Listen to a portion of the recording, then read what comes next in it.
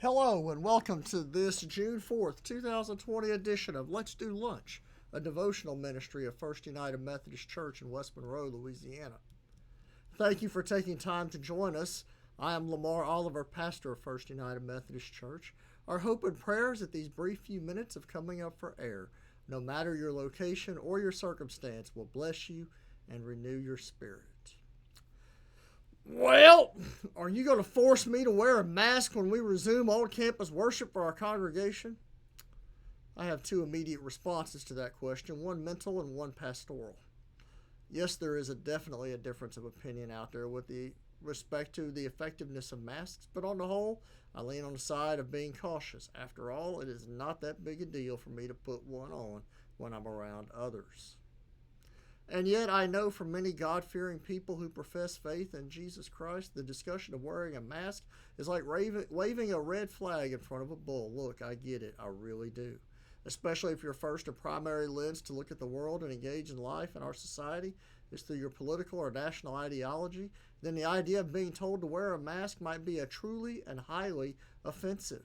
You might say that I am very sympathetic to a viewpoint that does not like being told what to do because I value my freedom. Looking ahead to worship this Sunday, as I was pondering how to approach this topic, I started thinking about what does Scripture have to say about wearing a mask. As you might imagine, it does not say a word about thou shalt wear a mask as part of responding to a global pandemic. However, the thing about Scripture is it does actually say a lot about the mindset we should have as we consider this discussion. I did a quick search to look at what all the Bible has to say about our mouths and what comes out of them. And let me just say there is an abundance of Scripture that addresses our responsibility for what comes out of our mouths and our responsibility for considering how it might affect others. Now, time does not permit us to go through all of them, so here's just one representative sample. Hear these words from Ephesians 4:29. Let no evil talk come out of your mouths, but only what is useful for building up, as there is need, so that your words may give grace to those who hear. May God add divine blessing to the reading and hearing of this sacred word.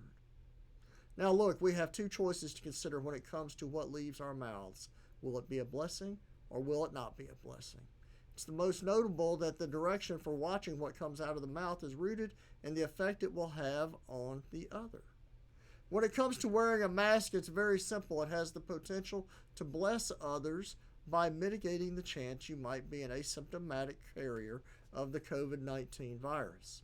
Not wearing one may have the potential to make someone seriously ill or even end their life.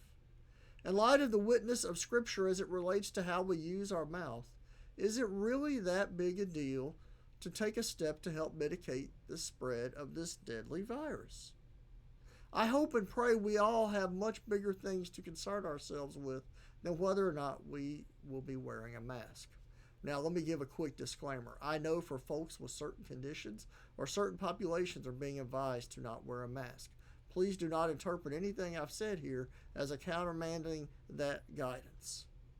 And now, may the good Lord bless you and keep you. May the good Lord make his face to shine upon you and be gracious to you. May the good Lord lift his countenance upon you and give you peace. Before we go, please take a moment to like and to share this with your networks and visit fumcwm.live where you can subscribe to our YouTube feed and not miss any of our video content. Go in peace.